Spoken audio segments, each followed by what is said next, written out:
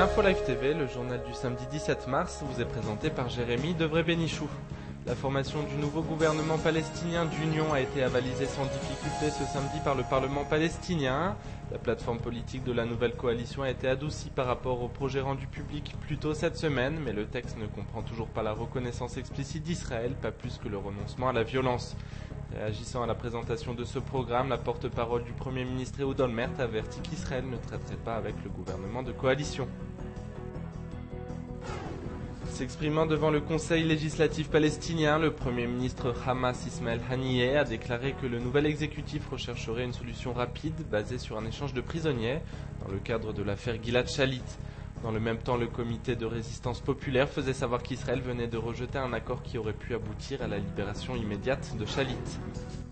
En Égypte, le président Hosni Moubarak a déclaré que son pays prendrait des mesures nécessaires pour que les coupables de crimes de guerre ne restent pas impunis. Première réaction officielle de Moubarak depuis la diffusion du documentaire mettant en cause des soldats israéliens dans l'exécution de prisonniers de guerre égyptiens en 67. Cette déclaration risque de refroidir encore davantage les relations entre Israël et l'Égypte.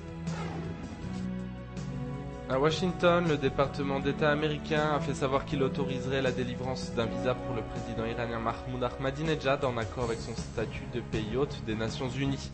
La semaine dernière, le président iranien avait transmis au secrétariat général de l'ONU son désir d'assister à une réunion du Conseil de sécurité qui doit se prononcer sur les sanctions à l'encontre de Téhéran. Retrouvez également les premières images des fouilles archéologiques du village arabe de Chouafat dans le nord de Jérusalem. Puis la rencontre du nouveau chef d'état-major avec les nouvelles recrues de Tsahal. Enfin, un document portant sur l'absence de nom à la guerre de cet été, 9 mois après la fin des combats.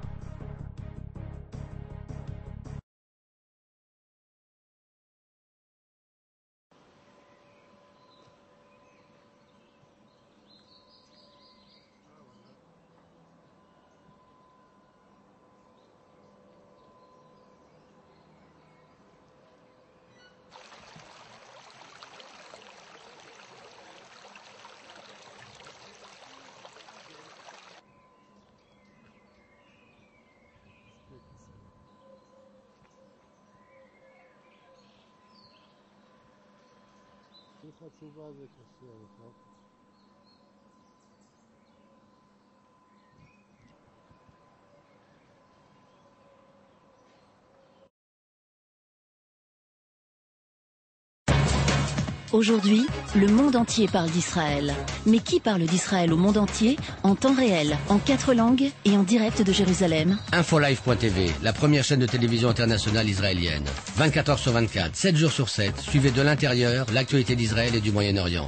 Des reportages, des interviews, un grand journal et des flash infos en images dès que l'actualité l'exige. InfoLive.tv, votre regard direct et vrai sur l'actualité d'Israël. Retrouvez InfoLive sur internet www.infolive.tv.